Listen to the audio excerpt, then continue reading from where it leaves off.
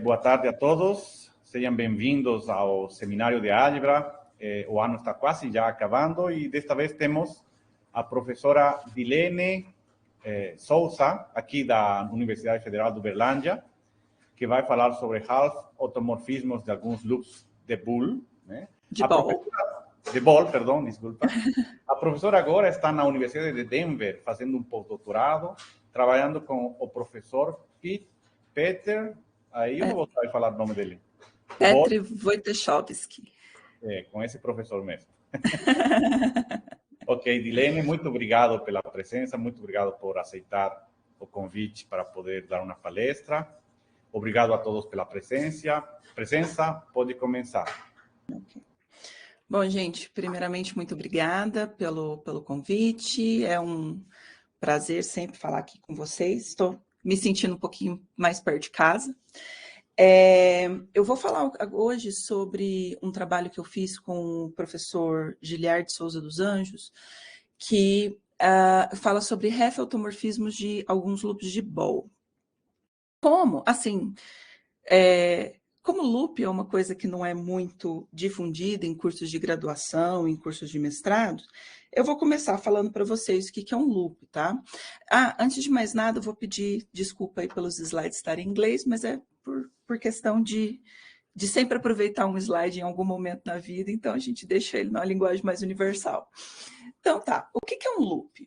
Um loop, ele é um conjunto não vazio, eu coloco uma operação binária e eu peço que as equações lineares ax igual a b e ya igual a b tenham únicas soluções, quaisquer que sejam a e b, no loop, tá? No conjunto L.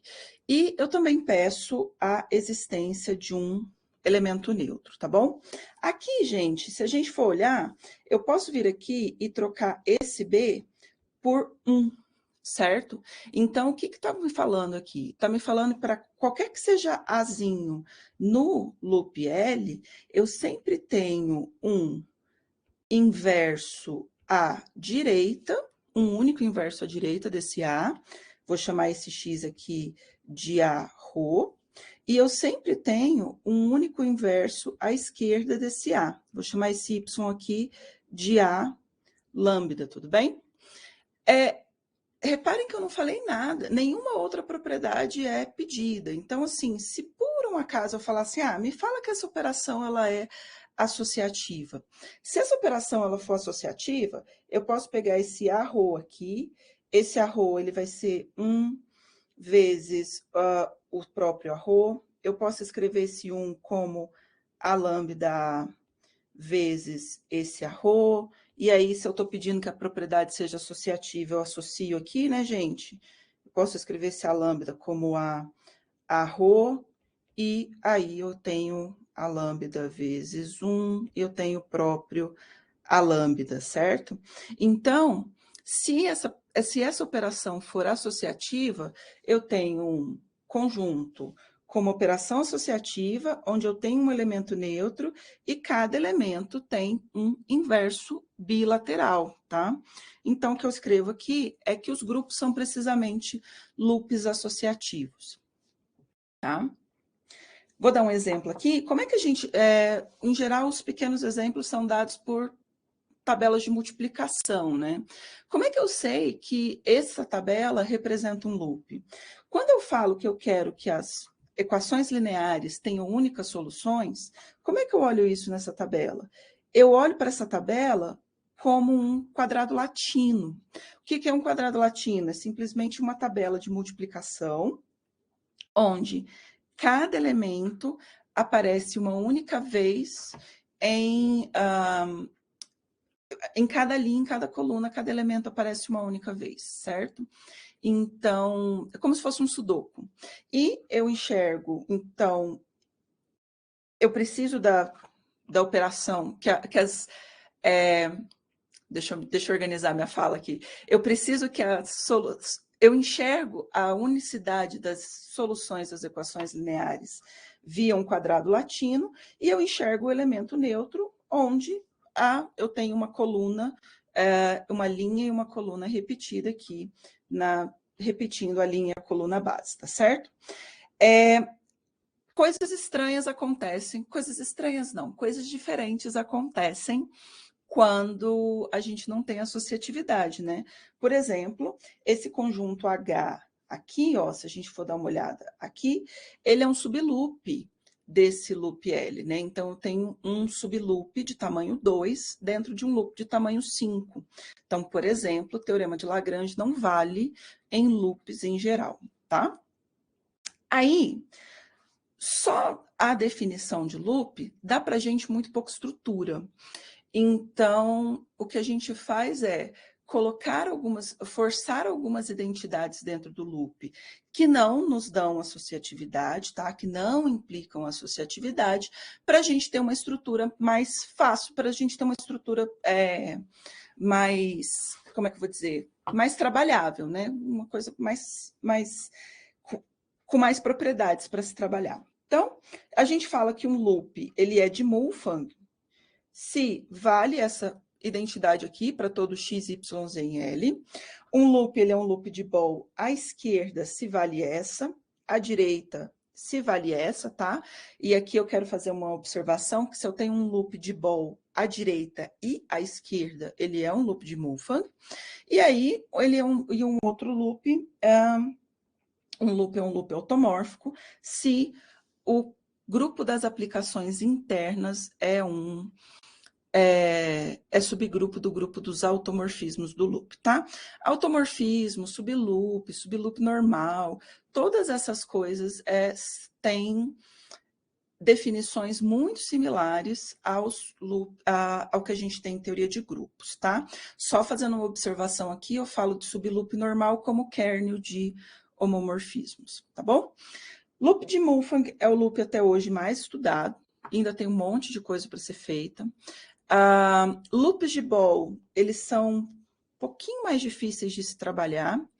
E loops automórficos, eles também são muito estudados. Os loops de Mulfang e os loops automórficos são classes de loops não associativos que se assemelham muito, que têm muitas propriedades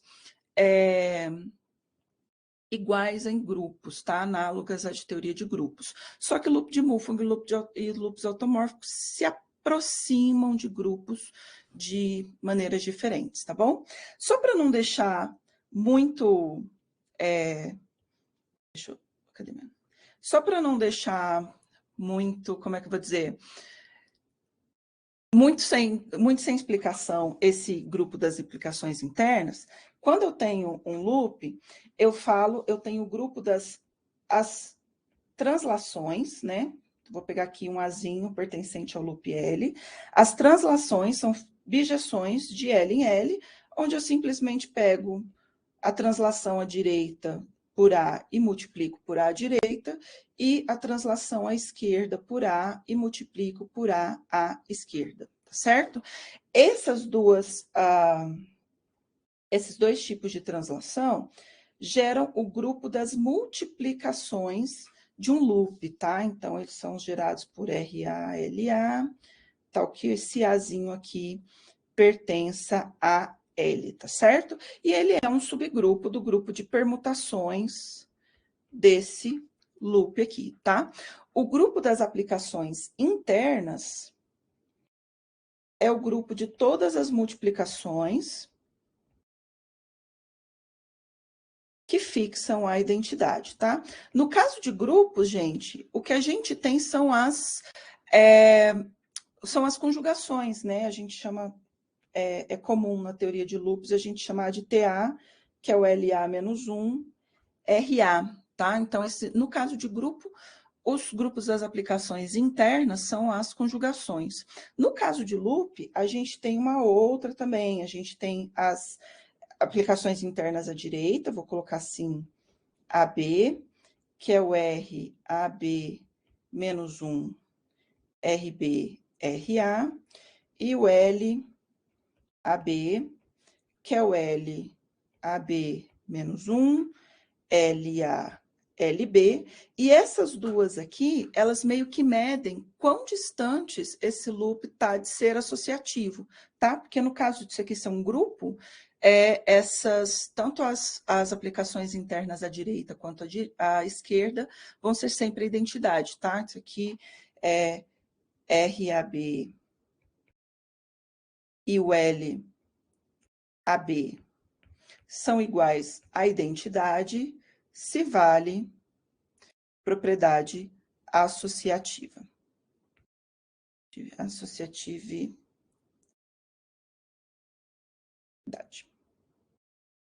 Ok? Então tá bom. Mas agora, acho que para quem nunca ouviu falar de loop, espero que eu tenha despertado uma curiosidadezinha aí em vocês. Mas agora eu queria falar sobre a noção de Hef-automorfismo, tá? Dado um loop, eu falo que a abjeção F é um Hef-automorfismo se ou f de xy é f de x, f de y, ou o f de xy é f de y, f de x, tá? Tem os análogos para Hef-homomorfismo, Hef-isomorfismo, então tem todas essas definições análogas também, tá? E aí eu falo que um Hef-automorfismo ele é próprio. Algumas literaturas chamam de não trivial também, tá? Tem artigos aqui próprio. Tem artigos que falam próprio não trivial, se ele não for nem um automorfismo e nem um anti-automorfismo, tá? Porque assim, se o f de xy for f de x, f de y para todo xy, eu tenho automorfismo. Se o f de xy for f de y, f de x, para todo xy, eu tenho um anti-automorfismo. Então, o que eu quero é, quando eu estou falando de Hef-automorfismos próprios ou não triviais, para alguns pares xy eu vou ter f de x, f de y, para outros eu vou ter f de y, f de x, ok?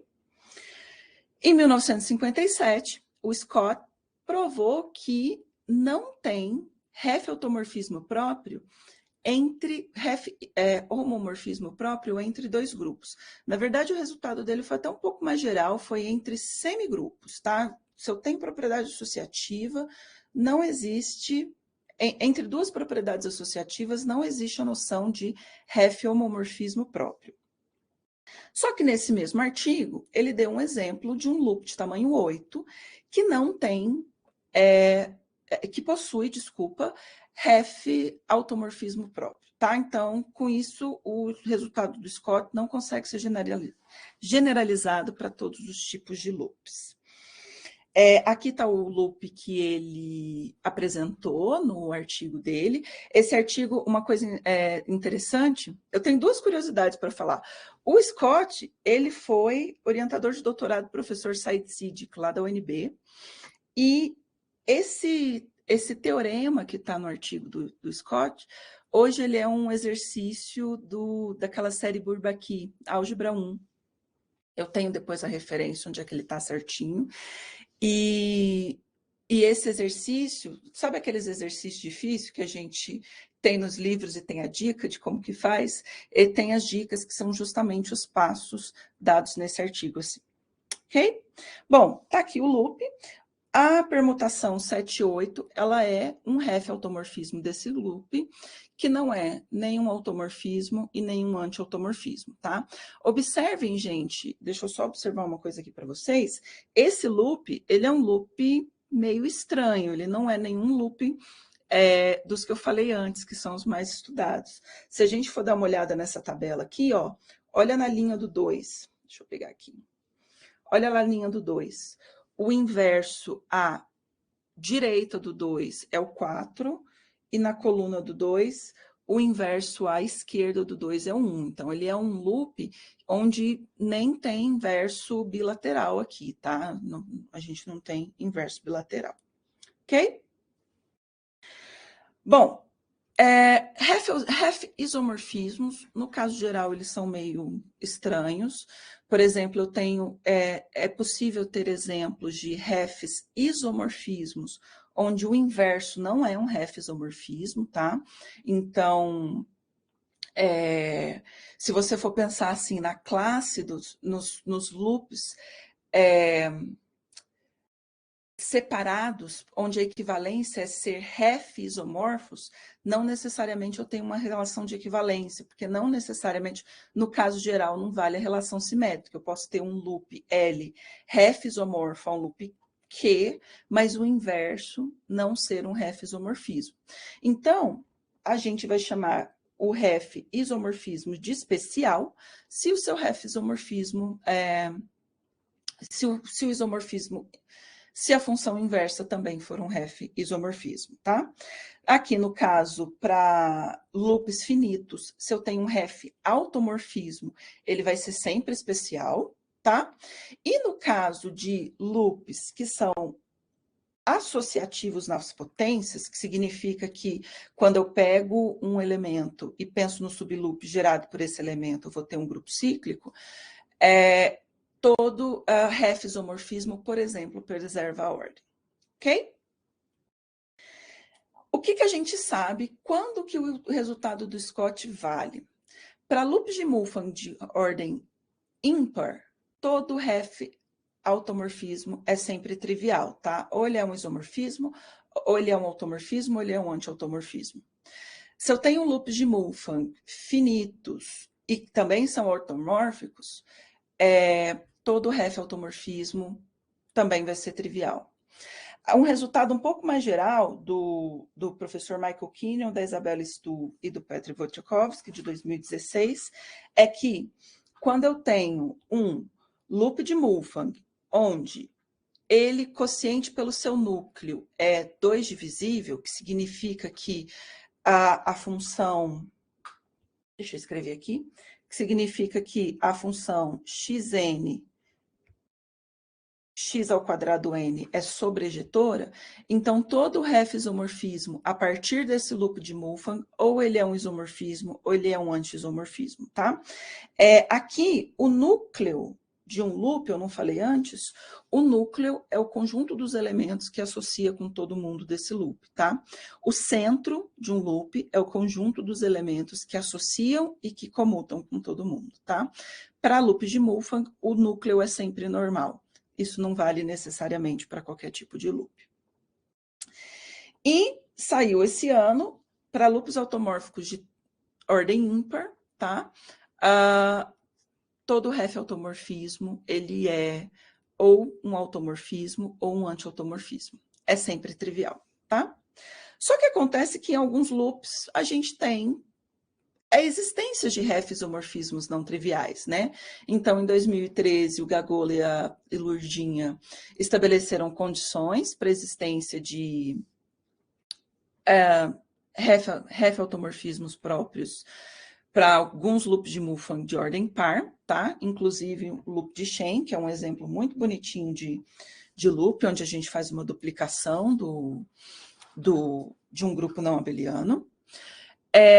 O Giliard e a Lurdinha falaram do ref automorfismo, do grupo de ref automorfismos de uma classe de loops automórficos de ordem par.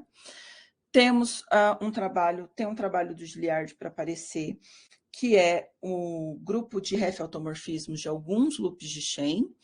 E o que a gente vai falar hoje é o ref automorfismos de grupos, é o grupo de ref automorfismos de alguns loops de Ball, ok? Só falar uma observação, quando a gente encontra um loop onde a gente sabe, quando a gente encontra um ref automorfismo desse loop, uma coisa que eu não falei, mas talvez tenha ficado claro, não sei, vou falar agora, que é que o conjunto dos ref automorfismos de um loop finito, ele forma um grupo, tá? Porque ele é especial, então o inverso vai ser todo automorfismo, ele é um ref automorfismo, então a identidade está lá dentro, e a composição de 2 ref automorfismos, de 2 refs isomorfismos, continua sendo ref isomorfismo também, tá bom? Então, a ideia é, a gente tem um loop que a gente achou um ref automorfismo para ele, então vamos tentar descobrir, decodificar, né, descrever a estrutura do grupo dos ref automorfismos, bom? Então tá, antes de começar, só relembrando, né, que um loop de Ball, à direita satisfaz essa primeira identidade, e um loop de ball à esquerda satisfaz essa segunda aqui. Loops de ball à direita e à esquerda são loops de Mulfan. E tudo que eu falar para loops de ball à direita, eu consigo dualizar para loops de ball à esquerda, tá? Então, eles são bem... O comportamento deles são bem parecidos. Só que a gente tem propriedades só à direita, o outro a gente tem propriedades só à esquerda. E aí, para falar disso... Quando a gente tem um loop, deixa eu colocar aqui, deixa eu pegar aqui, L, vamos supor que ele tem uma operação ponto, né?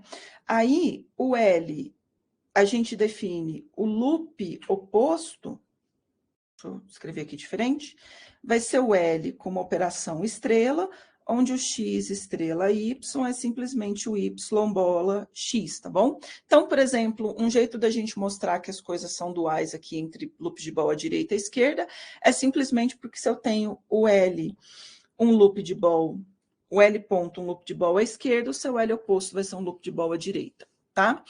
Tudo isso para falar que para loops de ball eu não tenho anti-automorfismos. Loops de ball que não são Mulfangs, eu não tenho anti-automorfismo. Porque se eu tenho um anti-automorfismo, significa que esse loop é isomorfo ao seu oposto. Então, aí um loop de ball à esquerda seria também à direita e seria loop de Mulfang, tá? Tudo isso para falar que se eu tenho um loop de ball, ele não tem... E se ele tem um ref... e se ele tem um anti-automorfismo, então ele vai ter que ser um loop de Mulfang. Então, em particular, se eu tenho um ref-automorfismo de um loop de ball, que não é Mulfang, ou ele vai ser um ref-automorfismo próprio, ou ele vai ser um automorfismo, tá bom? Não preciso me preocupar com antes aqui. Então tá, aqui eu vou usar um resultado do Fogel, do Michael Kinyon e do JD, que eles mostram como que a gente constrói um loop de ball a partir de um grupo, tá? Então, vou pegar G um grupo, H um subgrupo de G, não precisa ser normal, e eu vou pegar B um transversal à direita, tá? O que significa isso? Ele é um conjunto completo de representantes de classes laterais à direita, tá bom? Se esse B for o que a gente chama de subgrupo twisted, o que significa isso? Significa que o 1 está no B e o que o produto x, y, x pertence a B, se o x e o y pertencem a B, tá bom? É uma generalização de subgrupo. Então, esse B, com essa operação x vezes y igual a z, se o xy está na classe à direita do z, então, ele é um loop de ball, tá? Esse B com essa operação vai ser um loop de ball, tá? Aqui tem a recíproca desse teorema, como eu peguei esse teorema do artigo deles, eu peguei o teorema inteiro, mas a recíproca não vai ser interessante para a gente aqui, tá? Então, a gente vai usar esse resultado para construir o loop de ball que a gente quer. Vou pegar M, um grupo abeliano, e eu vou falar que o grupo diedral generalizado de M vai ser essa união disjunta de M com MR, onde R tem ordem 2 e vale essa relação aqui, tá? Eu chamo esse grupo diedral de grupo diedral generalizado, porque aquele 2N é simplesmente fazer essa construção, só que com M sendo o grupo cíclico. Aqui eu estou pegando um grupo abeliano, não necessariamente cíclico, tá? Esse conjunto H, ele vai ser um subgrupo de ordem 2 desse grupo diedral, tá? Desse grupo diedral, não. Desse grupo G, que é o Z2 por Z2 vezes o grupo diedral, tá? Esse conjunto onde eu coloco 00x, ou LR, ou LS, RX, esse cara daqui, tá? Vai ser uma transversal à direita, que contém a identidade, e que também vai ser um subgrupo torcido, tá? Então, pelo resultado anterior, o grupo, esse conjunto B, desculpa, com essa operação, vai ser um loop de ball, tá? Calma que vai ficar um pouquinho melhor, vai ficar mais digerível, vai ficar menos indigesto essa operação aqui, tá? Então, beleza. o resultado dá isso. É ruim de trabalhar. Então, o que a gente vai fazer? A gente vai pegar o LM, a gente vai definir LM, Z2 por Z2 por M, e a gente vai considerar a seguinte operação. Ela é bem simples. Se essas duas últimas coordenadas aqui, as duas primeiras coordenadas do cara da direita forem zeros, eu simplesmente multiplico todo mundo, tá certo? Se não for zero, eu vou pegar esse x aqui e vou inverter ele, tá? Ela é um pouquinho mais simples a gente olhar, e a gente vê que a operação, a função psi de LM naquele B anterior, onde eu levo 00x em 00x e LSX em LSRX, para LS diferente de 00, vai ser um isomorfismo, portanto, eu trago a estrutura de loop de Ball, não falei, mas estou usando sempre loop de Ball à direita, a estrutura de loop de Ball à direita para esse conjunto com essa operação. Ele fica um pouquinho mais simples, tá? Então, vou usar esse loop aqui, tá? Esse vai ser o loop de Ball que eu estou olhando. E propriedades que a gente tem sobre ele é que se esse M for um grupo abeliano elementar de ordem 2, né, de ordem potência de 2, esse LM também vai ser um grupo abeliano elementar. Então, vai ser associativo, não é o caso que a gente quer. Se ele não for um grupo abeliano elementar de ordem potência de 2, então esse LM vai ser não associativo e não comutativo. Em outras palavras, um corolário disso, se esse M ele não for um grupo abeliano se esse M for um grupo abeliano de expoente maior do que 2, então esse LM não vai ser um loop de Mulfang, tá? Então eu estou conseguindo um loop de Ball que não é Mulfang. Em particular, ele não vai ter anti-automorfismos. E aí, vou mudar a notação de novo, tá, gente? Porque vai ajudar a gente depois. O Z2 por Z2 a gente já identifica como o grupo de Klein. Então, esse loop vai ser o LM, vai ser o KM, o K vezes M, com essa operação aqui, tá? Então, toda vez que eu tenho elemento neutro aqui nas primeiras coordenadas do par da direita, eu tenho simplesmente operação normal. Quando eu não tenho o elemento neutro, eu vou ter simplesmente o x a menos 1 aqui. Operação normal, só com x a menos 1. Beleza? Então, vamos para os grupos vamos para os refs automorfismos. Lembrando que um ref automorfismo, eu vou ter que o f de xy vai ser ou f de x vezes f de y, ou f de y vezes f de x, tá? Se eu pensar em um M, o subgrupo desse meu loop LM, deixa eu só, acabei de ouvir que eu falei subgrupo. Gente, toda vez que eu tenho um subloop que é não associativo, a gente costuma chamar de subgrupo do loop, tá? Eu, particularmente, não gosto muito dessa nomenclatura, que não é sub, né, porque eu não tenho um grupo, mas a comunidade, em vez de ficar falando subloop associativo, vai falar subgrupo para deixar a nomenclatura mais simples, tá bom? Então, esse subgrupo 1M, ele é um subgrupo, né? E ele é fixo por qualquer ref automorfismo, tá bom? Eu vou emitir as contas aqui, tá? E já que ele é fixo, deixa eu voltar aqui um pouquinho. Já que ele é fixo, então o f de 1x, ele vai ser 1x, vou chamar x de duas linhas aqui, para um x duas linhas pertencente a M, certo? Se eu definir f duas linhas de M em M, onde o f duas linhas de x vai ser esse x duas linhas, esse f duas linhas, ele é um automorfismo do grupo M, tá? É o que está escrito aqui nessa proposição.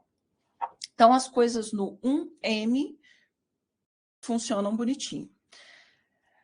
No K1, que também é um subgrupo do LN, ele é um subgrupo isomorfo ao grupo de Klein, tá? aí as coisas mudam um pouquinho, tá bom? Eu vou chamar desse H caligrafo aí, M, o conjunto de todos os subloops, todos os subgrupos de LM, que são isomorfos ao grupo de Klein e que a interseção com o M seja 1, tá? Se eu tiver um ref automorfismo, o F do K1 tem que estar nesse HM aí, caligrafo. E aí eu tenho 3 possibilidades, tá? Para um Hzinho dentro desse HM aí. Ou ele vai ser o K1, né? A cópia aí do grupo de Klein, né? A cópia mais trivial aí, mais imediata do grupo de Klein. Ou ele vai ser da forma 11AXBXC1, onde esse A, B, C são todos os elementos não nulos do grupo de Klein, e o X tem ordem 2, ou ele vai ser 11AXBYCXY, onde X vai ser diferente de Y, com ordem 2, e o ABC são todos os elementos do grupo de Klein, tá? Em particular, se o M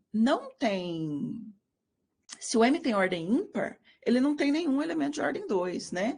Então, só nos sobra, né, o HM exatamente igual ao K1, tá? Então, o K1 vai ser fixo sempre que o M tiver ordem ímpar, tá? Bom, se eu considerar um M um grupo de ordem par, né? Em geral, as coisas quando tem ordem ímpar são tão mais simples, né? 2 é um número bem abençoado. Enfim, quando o M tiver ordem par, ele é um grupo abeliano, finito, então eu escrevo essa decomposição prima dele aqui, né? Onde o M1 ele tem ordem par. A ordem desse HM aqui vai ser 4 elevado a S, tá bom? Porque eu preciso de elementos de ordem 2. Eu acho esses elementos de ordem 2, cada grupo cíclico daqui tem somente um, então é o jeito que a gente faz a contagem desse HM, tá certo?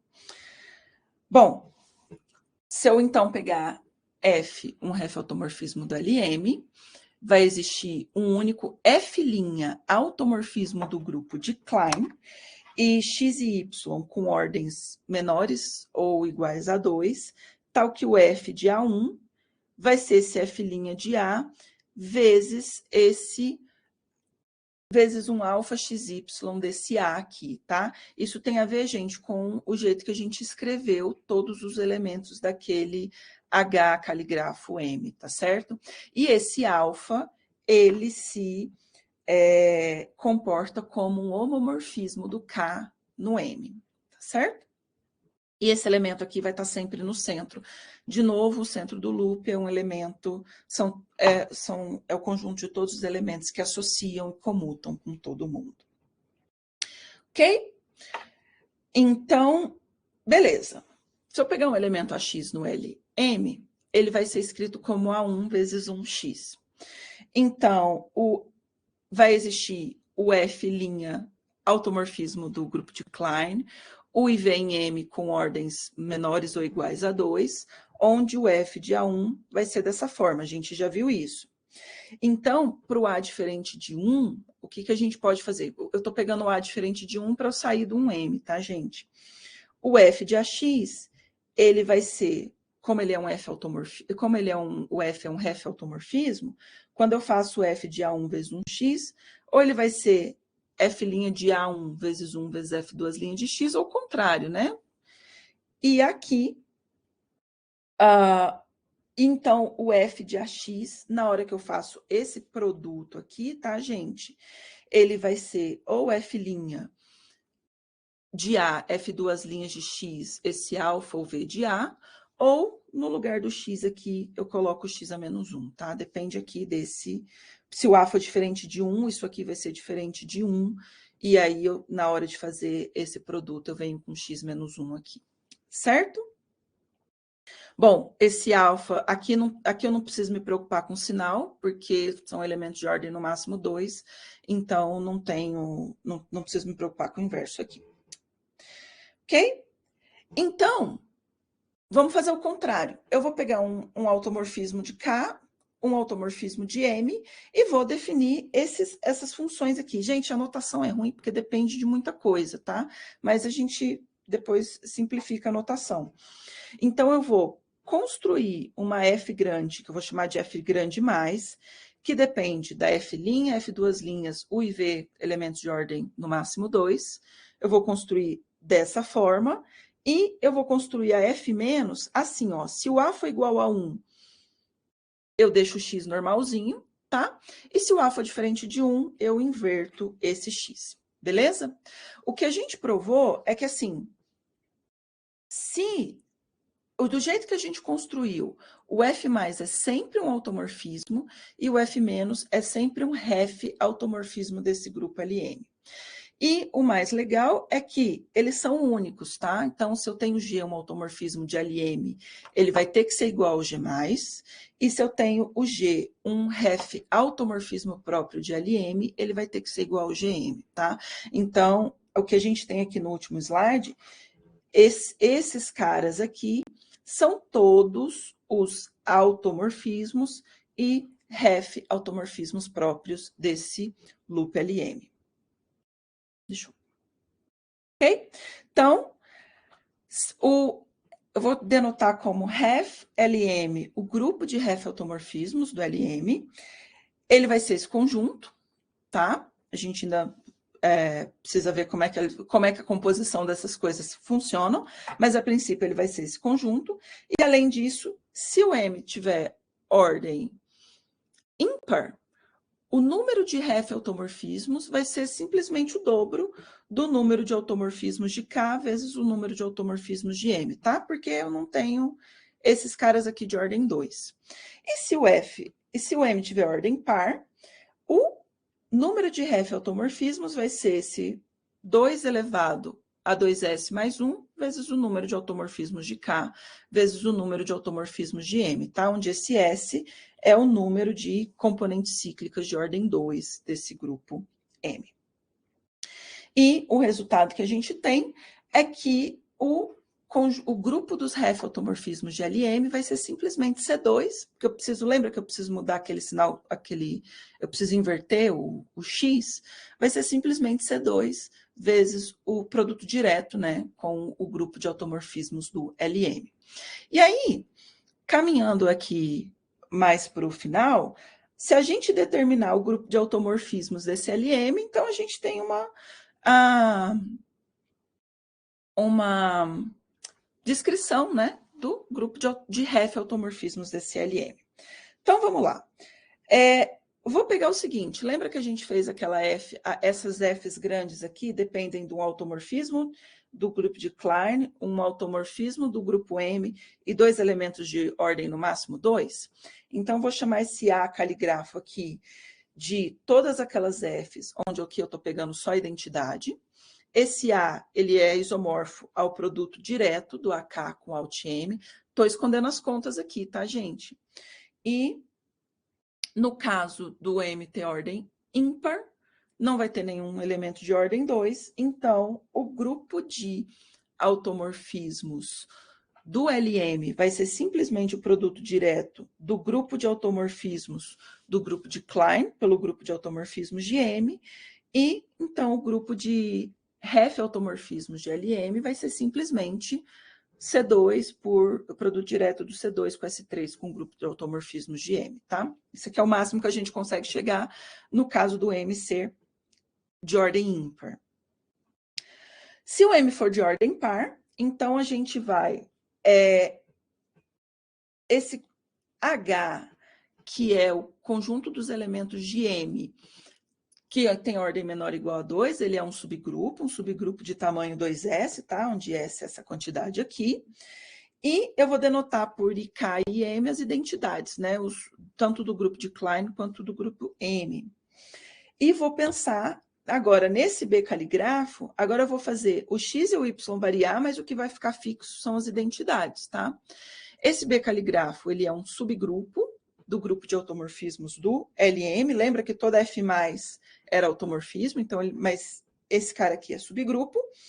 E a interseção dele com aquele A caligrafo, onde aqui era identidade, aqui eu deixava o F' e o F2' variar, nos automorfismos de K e M, respectivamente, eles têm interseção trivial, portanto, eles comutam, tá, gente?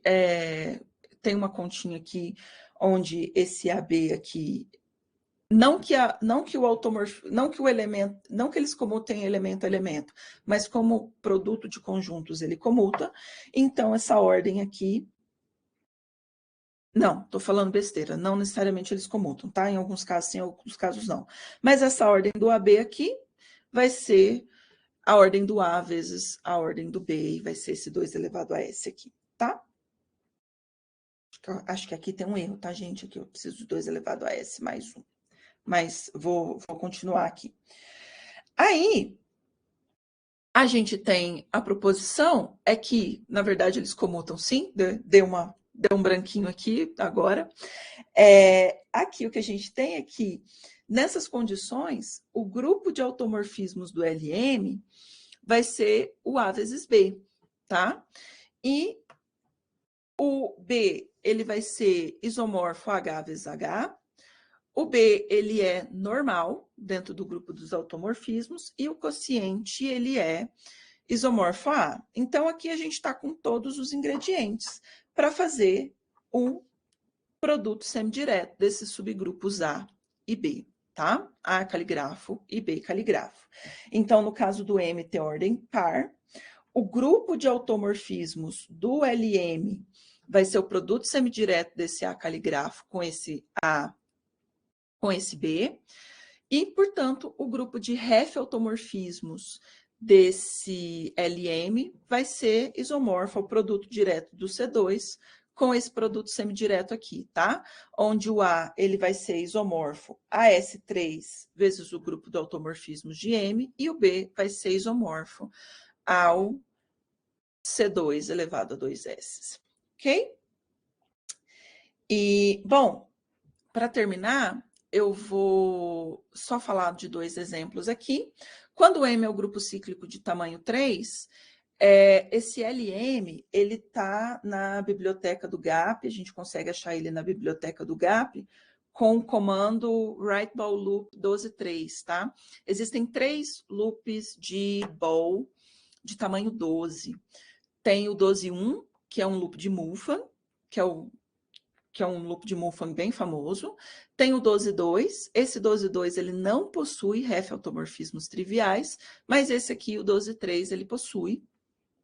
E, uma vez que o grupo de automorfismos do N vai ser o C2, a gente tem essa caracterização aí para o grupo tanto de automorfismos do LM, quanto de ref-automorfismos. Então, esse LM tem 24 ref-automorfismos, dos quais 12 são próprios, né? E 12 são automorfismos. Aqui está a tábua de multiplicação, né? A tábua de Cayley desse loop. Esse a gente acha ali no GAP, tá? E aqui estão todos os automorfismos e ref-automorfismos, tá? Eles são dados, a gente consegue eles dentro do GAP lá, a gente consegue eles por permutações, ok? E no caso do M ser o C4 por C2, esse grupo, ele é na biblioteca do GAP, você acha ele como small group de tamanho 8, o segundo dessa lista.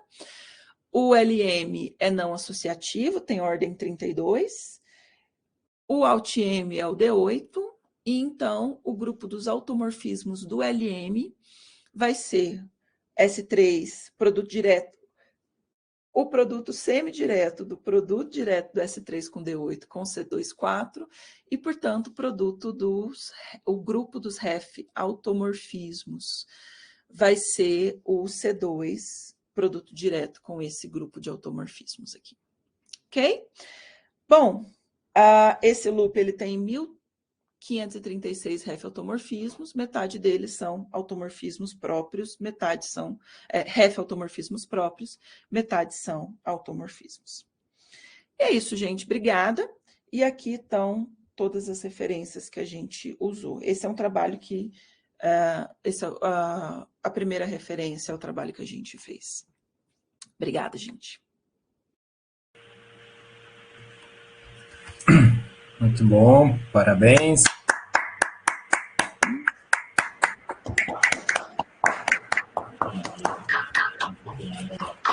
Obrigada. Muito obrigado, professora Dilene, pela palestra. Algum comentário, alguma dúvida? Dúvidas muitas, não? Olá. Mas eu estava vendo aí na verdade, no começo eu tinha uma, não? Porque quando você comentou dos loops finitos, se você consegue dar o loop finito, então o conjunto dos Hephi-automorfismos é finito também, não? Sim, porque ele é um subgrupo do simétrico desse loop, né? Ah, tá. Não. Mas você sempre consegue a ordem também, não? Pelo menos vocês no trabalho, nos que vocês construíram, vocês deram a ordem, não? Sim, sim. É sempre um problema. Assim, a gente não tem um jeito de. É aqui, né? A gente não tem uma fórmula assim de falar assim, ó, dado esse loop, o grupo de Hephi-automorfismos é esse. É meio que assim, cada um Realmente. é, cada um a gente tem que fazer separadamente. Uma coisa que a gente. Uma coisa que eu percebi olhando os trabalhos das outras pessoas, e assim, eu e a Rose está aí na plateia, a gente está mexendo com um grupo de Hephi-automorfismos de um loop chamado loop de código. O que a gente anda percebendo é que existe uma coisa que a gente chama de função elementar, que é, você pega um elemento que tem ordem maior do que 2, né? Daí a função elementar é simplesmente levar esse elemento no inverso, né? Trocar os inversos e fixar o resto.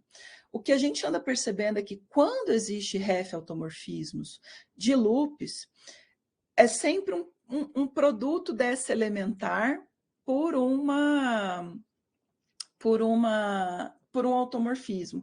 Deixa eu mostrar aqui para vocês. Dá para enxergar isso aqui, por exemplo, nesse loop de Ball. Se vocês derem uma olhada, gente, o 3 e o 6 são inversos um do outro, né? 3 e 6 aqui. Só que todos os outros elementos, com exceção do 3 e o 6, tem ordem 2. Então, assim, ele é o único elemento que tem ordem maior do que 2 dentro desse loop. Se a gente for dar uma olhada nos Hephi-automorfismos, triviais e não triviais, o que a gente consegue perceber aqui é que se eu pegar qualquer automorfismo, qualquer um dessa lista de cima, e compor com o automorfismo 3, com a transposição 3,6, eu tenho um Hephi-automorfismo próprio, né? Então, isso a gente consegue enxergar dentro desse loop.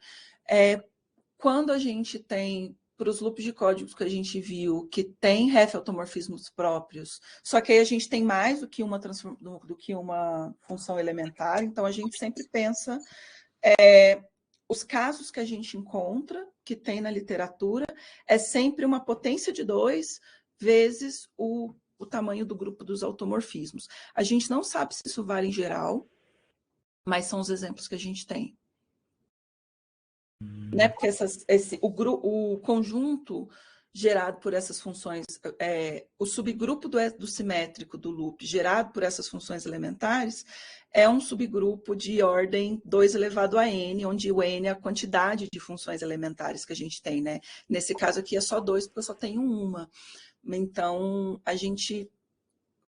Tipo, é uma coisa que a gente meio que está observando, assim, sabe?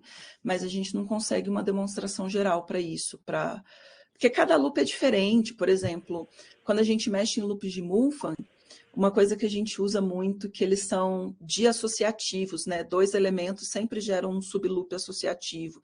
Ball, a gente não tem isso, automórfico, a gente não tem isso. Então, tem uma dificuldade de mexer nesse sentido, assim. Entendi. Isso que você comentou aí de essas funções elementares, você, tipo, você perceberam, não? Mas às vezes você ia estudar, assim, que dependendo do loop que você está estudando, pode ter mais de uma, não? Sim, sim, sim. Sim.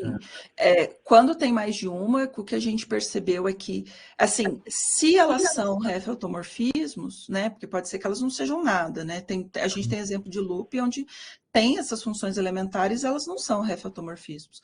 Mas quando elas são, e tem mais de uma, em geral, os exemplos que a gente tem, todas são, e aí elas juntas formam um grupo de ordem, geram, né, um grupo de ordem 2 elevado a n, e é esse 2 elevado a n vezes a quantidade de automorfismos vai me dar todos os ref-automorfismos, assim. Mas, de novo, isso é só observação de exemplo, a gente não conseguiu ainda uma prova que isso valha sempre quando existe. Mas assim começa, não? Assim começa, assim começa. A gente já tem um lugar para procurar. Muito bom, obrigado. Obrigado pela participação. Mais algum outro comentário? Não, tem um comentário do GAP aí, né? Ele é muito importante, né, para fazer as contas, né? Mas você falou que tem um comando, mas precisa ter algum tipo de programação, Odinei?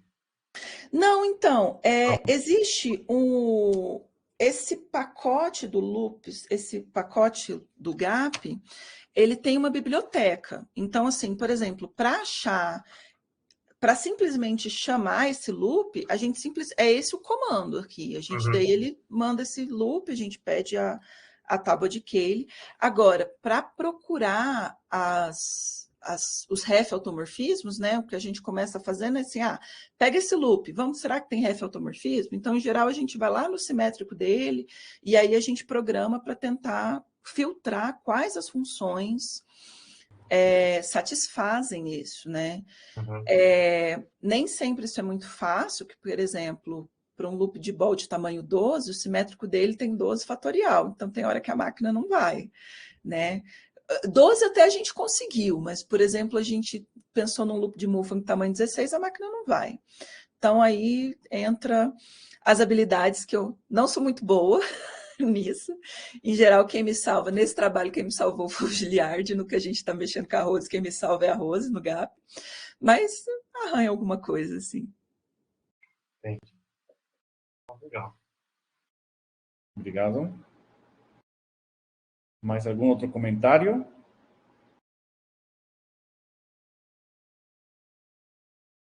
Vamos cumprimentar. Legal, gente. Obrigado. Obrigada, gente. Obrigada. Vou parar a apresentação. Muito obrigado, Dilene. Muito bom. Okay. Vou parar a gravação.